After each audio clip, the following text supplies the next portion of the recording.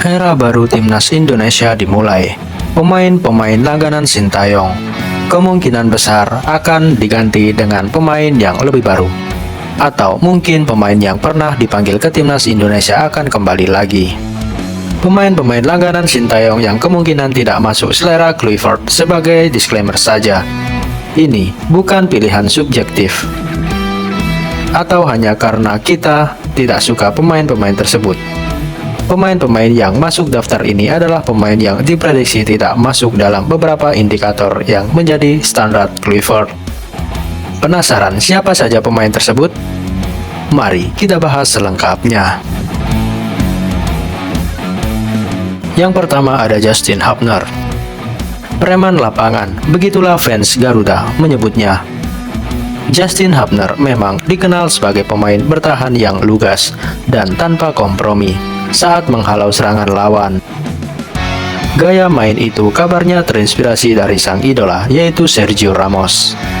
Tapi, seringkali gaya bermain yang kelewat lugas justru merugikan timnas Indonesia. Oleh karena itu, Justin bisa saja tersingkir saat timnas Indonesia dilatih oleh Kluivert. Pelatih asal Belanda tersebut tampaknya lebih menggemari pemain yang lebih bijaksana dalam mengambil keputusan. Patrick bukan pelatih yang suka dengan pemain yang terlalu sering mengambil resiko, apalagi di area pertahanan. Selain itu, status Hubner yang masih jadi pemain U21 juga jadi pertimbangan. Pengalamannya bermain di level senior masih sangat minim.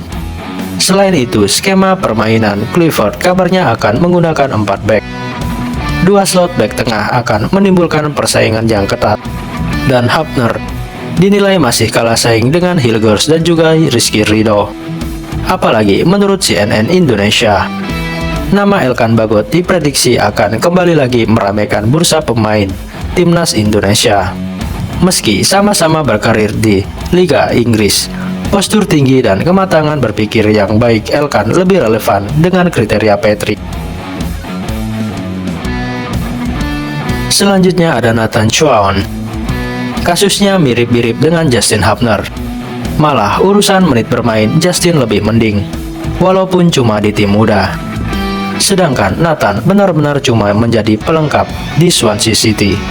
Sampai-sampai jersey putihnya selalu bersih karena tak pernah dipakai bermain. Tak cuma itu, Nathan juga berada di situasi yang serba salah. Jika masuk skuad Garuda, mau bersaing di pos back kiri sudah ada Kelvin Verdong, Shane Patinama, dan juga Pratama Arhan. Dan jika bersaing di posisi gelandang, kualitasnya masih kalah jauh dengan Ivar Jenner dan juga Tom Haye. Bahkan beberapa pengamat bola merasa kalau Nathan dan Tom kurang klop jika dimainkan bersama. Secara skema permainan, Nathan pun cenderung bertahan. Itu relevan dengan permainan Sintayong, namun tidak dengan Kluivert. Gaya bermain bertahan bukan gaya main yang diterapkan oleh Patrick Kluivert. Filosofi yang diusung ex-Barcelona itu adalah sepak bola cepat dan juga menyerang. Berikutnya ada Muhammad Ferrari. 4 back yang diusung Patrick Kluivert juga akan berpengaruh pada Muhammad Ferrari.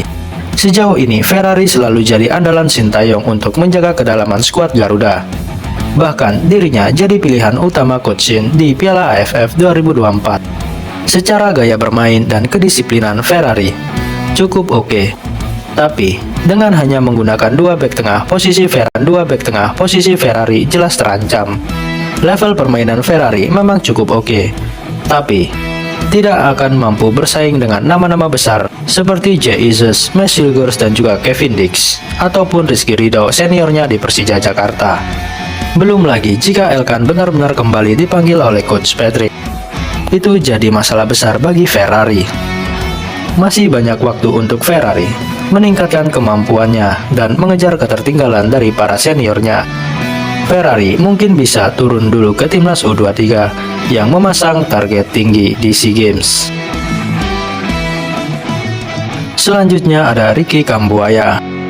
Nama pertama yang memungkinkan akan terpinggirkan di lini tengah adalah Ricky Kambuaya. Secara permainan, Ricky sebetulnya masih masuk dalam kriteria menit bermain di level klub. Tapi Ricky kemungkinan akan tetap kesulitan untuk menembus starting line up Coach Patrick. Ricky Kambuaya dikenal sebagai gelandang kreatif, tapi pengambilan keputusannya masih kurang baik. Untuk urusan transisi menyerang, pengambilan keputusan yang buruk bisa saja merusak tempo permainan. Selain itu, wacana kehadiran Jairo Ritual juga akan berpengaruh pada posisi Ricky. Namanya kemungkinan bakal jadi yang dikorbankan jika Jairo memutuskan membela timnas Indonesia.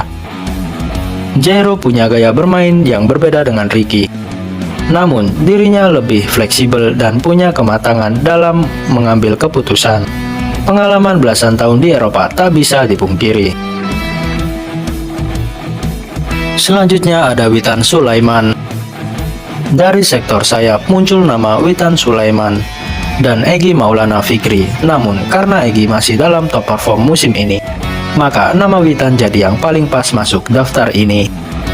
Selain perform Witan yang masih kalah bagus dengan Egy Maulana, kedua pemain ini memiliki tipe bermain yang hampir sama.